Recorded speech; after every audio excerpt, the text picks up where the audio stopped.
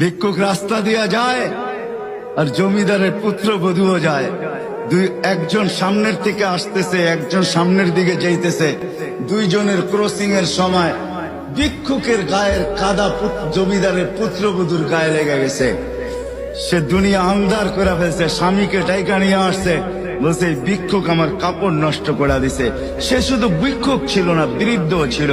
বৃদ্ধ ছিল না শুধু, জীর্ণ ছিল, শীর্ণ ছিল, শরীরে কাপড় ছিল না, ফাটা চিরা কাপড় ছিল, পায়ে জুতা ছিল না, পেটে ভাত ছিল না। জমিদারের পুত্র সইতে পারে নাই, যৌবনী শক্তি সয় কি কইরা তার স্ত্রীর গায়ে ভিক্ষুকের কাদা, বস সমগ্র শক্তিকে হাতে একত্র করা বৃদ্ধের গালে বসায়। বৃদ্ধ কিচ্ছু বলে নাই, শুধু উপরের দিকে তাকায় দুই তিনটা শব্দ উচ্চারণ করছেন। শব্দগুলা হলো ইয়া মাল্লাহ তারা হলো ওয়ুন, ও আল্লাহ চোখে দেখা যায় না, ও তারা কুল্লা শাই, তুই সব দেখিস, ফারা তারা মা বি, তুই কি দেখিস না আমার সাথে কি ঘটতেছে, এটা কি দেখিস না? বলতে দেরি যুবক, মরতে দেরি হয় নাই। জমিদার চলে আসছে, প্রতিশোধ নিবে।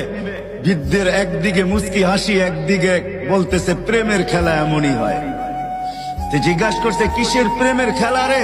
বলছে ওর প্রেমিকার গায়ে আমার কাদা লাগছে, পায়ের কাদা লাগছে, ও সইতে পারে নাই, যৌবনী শক্তি দিয়ে আমার বৃদ্ধ গালে বসায় দিছে। আমাকেও একজন ভালোবাসে, সেও সইতে পারে না,